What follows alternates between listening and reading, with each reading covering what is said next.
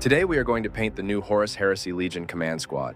The set from Games Workshop comes in 3 flavors: standalone sprue, Mark VI, and in Mark III. We are doing Imperial Fists, and will use the Mark III Command Squad kit. This box set suits the Legion's aesthetic and lore, and will fit right in with the rest of my Mark III Heavy Imperial Fists army. The kit consists of 3 sprues. The first 2 we are very familiar with. The first being the standard Mark III Infantry sprue, consisting of 5 Marines, and the second being the standard accessory sprue that is included with all power-armored infantry sets. It's the third sprue that contains all of the exciting Command Squad parts. It's packed with weapon options like combat shields and more ornate power swords and arms. There are new characterful bear head options, as well as some new crested artificer helms. The banner options are very cool. The kit includes both a traditional banner as well as a more Roman Vexilia-styled one. There are banner ornaments for both Loyalist and Traitor armies. The command sprue has a lot of parts, and you could easily stretch it out to kit out a full 10-man command squad. It includes pretty standard instructions and a brand new transfer sheet that is packed with command-style icons from 4 legions. It's refreshing to see legions other than Imperial Fists and Sons of Horus get some basic transfers, and hopefully we will see more of this as new kits come out. Interestingly, there is parchment paper to protect the transfers, similar to the Forge World sheets. I wonder if this will become the new normal on new kits. Let's get our command squad assembled. The kit assembles pretty straightforward, so I'm not going to go deep into the assembly process, and instead jump into showing you what I came up with. Here is the finished command squad. Because this is my first time I've built this kit, and the fact that we are doing Imperial Fists, I kept them pretty straightforward. I left the banner and combat shields separate to make painting easier. We have our Legion standard bearer. I plan on gluing a holstered chainsword to his waist later in the painting process. A Legion chosen with power sword, combat shield, and Nuncio Vox. I used a set of shoulder pauldrons off the command sprue and made sure to add the antenna from the accessory sprue to his helmet. 2 more basic Legion chosen, both with power swords and combat shields. Our final Legion chosen has another set of command pauldrons, a power fist, and a Tigris bolt pistol. This is the first Tigris pattern bolt weapon we have seen in the new edition plastics. Everything prior has been Umbra and Phobos pattern.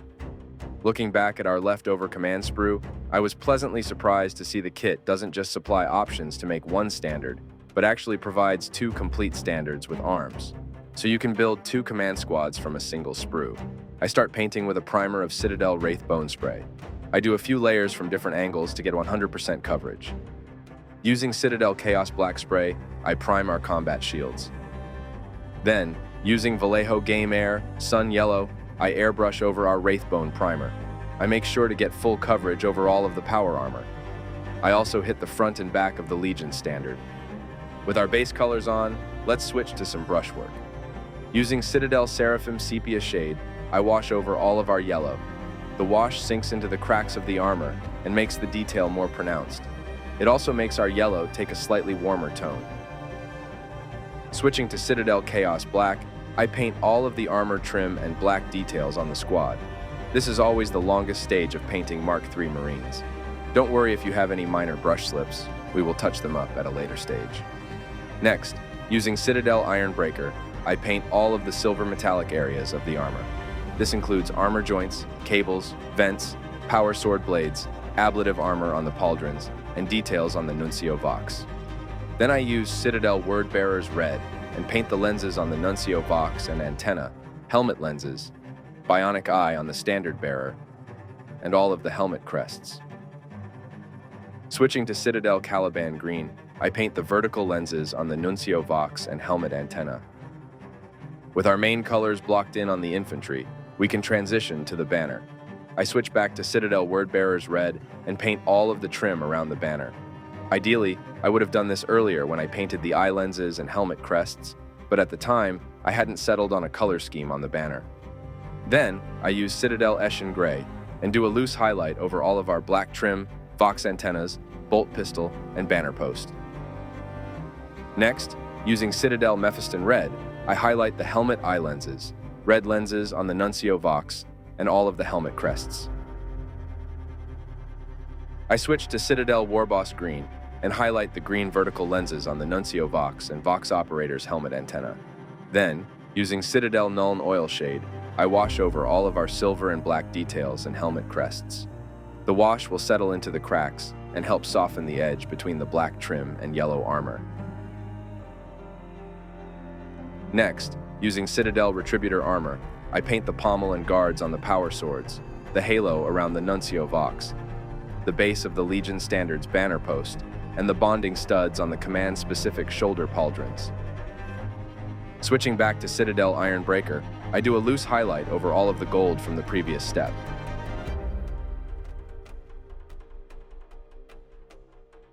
I paint the trim around our combat shields. We will clip them out and touch them up later. Returning to Citadel Mephiston Red, I highlight the trim on the banner. Again, ideally, I would have done the banner's colors alongside the Marines, but the scheme wasn't decided on until it was too late. Using Citadel Agrax Earthshade, I wash the gold on the banner base, Nuncio Vox Halo, power sword guards and hilts, as well as the bonding studs on the pauldrons.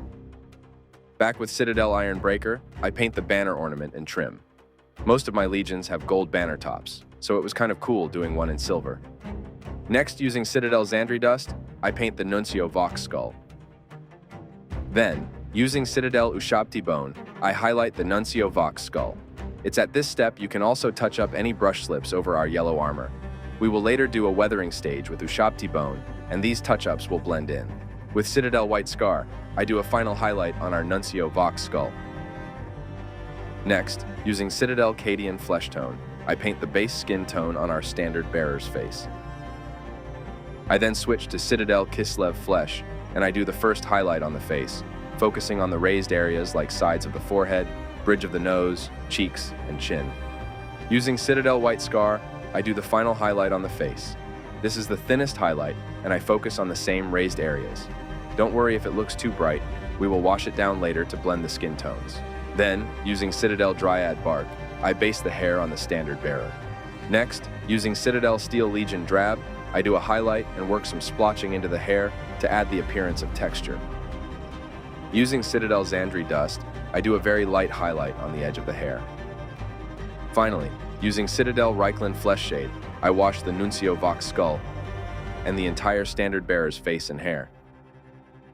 Our Legion Command Squad is looking pretty good. Let's get the banner and combat shields finished up. Returning to Citadel Nuln Oil Wash, I wash over the red trim on the standard. I then wash down the silver banner ornaments and trim as well as the combat shields. Using Citadel Ushabti Bone, I do a light sponge weather over our yellow armor. This layer will simulate light paint chips and scratches and blend any areas we previously touched up with Ushabti Bone. Returning to Citadel Retributor Armor, we paint the caps on the ends of the horizontal section of the standard.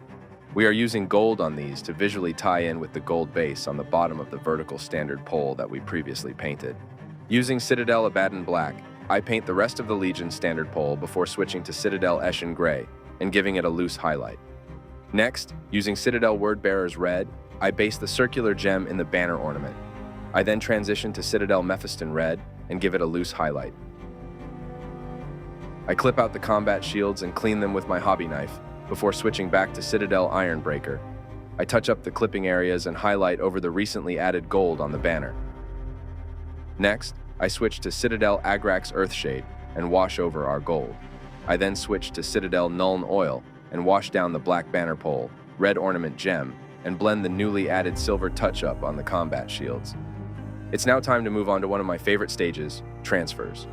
While the new command transfer sheet is great, I still want to largely rely on the Forge World sheet as it's packed with more variety and has metallic and color transfers, which add more visual interest than the simple black and white sheets that Games Workshop includes with the plastic sets.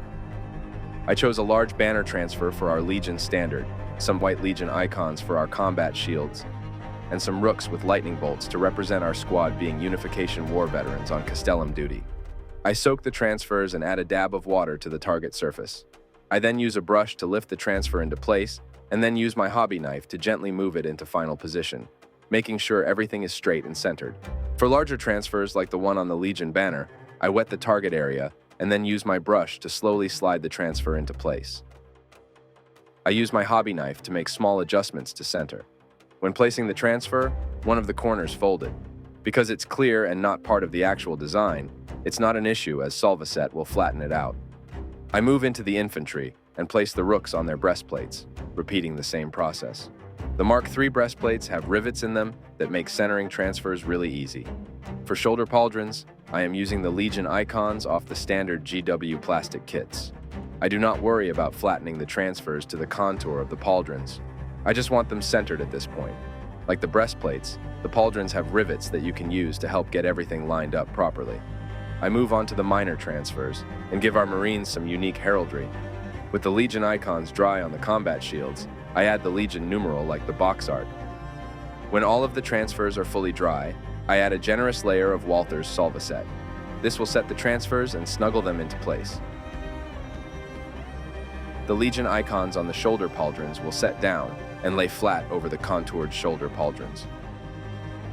I added some of the generic iconography off the Legion Command Squad transfer sheet to the Legion standard. I used the small scripture to fill out some of the blank spaces and added the rook to reinforce the Army's garrison theme. We can now glue on our combat shields and move to some more sponge weathering.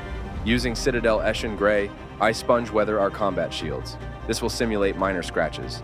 Then, I move on to Citadel Iron Breaker and do another layer of sponge weathering over the shields and power armor. I focus on areas that would receive the most wear and tear. This is to simulate more recent heavier damage. Let's move to the accessory sprue and get our Marines some holsters, pouches, and grenades. I clip the top half of the sprue, leaving only one attachment point to the holsters, pouches, and grenades. I clean up the edges with my hobby knife. I prime the entire sprue with Citadel Chaos black spray paint. Next, using Citadel Caliban green, I paint the frag grenade bodies. Then, using Citadel Iron Breaker, I paint the frag grenade lugs, safeties, holster, and pouch buckles, and crack grenades. I switch to Citadel Warboss green and highlight the frag grenade bodies. Next, I use Citadel Eschen Grey and do a loose highlight over all of the holsters and pouches. I wash everything with Citadel Nuln Oil Shade.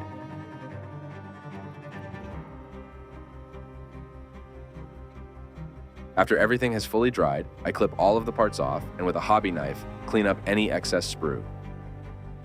I touch up the black holsters and pouches with Citadel Abaddon Black and the silver on the grenades with Citadel Iron Breaker. For this squad, I chose a mix of grenades, small pouches, an old holstered chainsword off the original plastic Mark III kit, and a few pistols and holsters. I removed the pistol grip off one holster as our Power Fist Marine has his Tigris bolt pistol drawn. Now for the most rewarding step of building any command squad. We can glue our banner on and complete assembly of our Legion standard bearer. With that done, let's move on to basing. Basing your Space Marines with a plain dirt style is a great choice that enhances the realism and provides a neutral backdrop to make the bright colors of your Marines pop. I'll show you how I base my Marines. Using PVA glue and an old paintbrush, I brush the glue onto the Marine's base. I then dip the base in a fine sand mix. Make sure the sand is fully covering the glue. You can use a finger and wipe off any sand hanging over the lip of the base. I let the bases dry and then paint over the sand with a generous coat of Citadel Dryad bark. I go pretty heavy on the Dryad bark. It will dry down onto the sand and further help fix it onto the base. Next, I dry brush Citadel Mournfang Brown over the sand. Then I do a final dry brush of Citadel Ushabti Bone.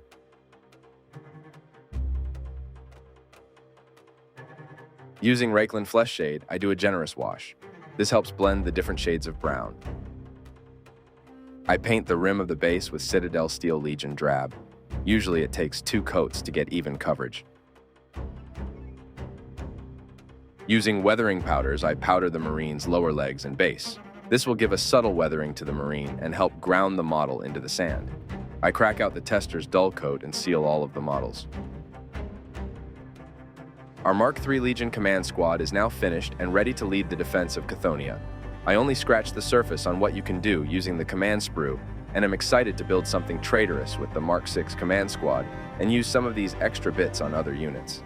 Appreciate that you made it this far, and please let me know what other kits and legions you would like to see me paint next. Thank you, and stay tuned for more.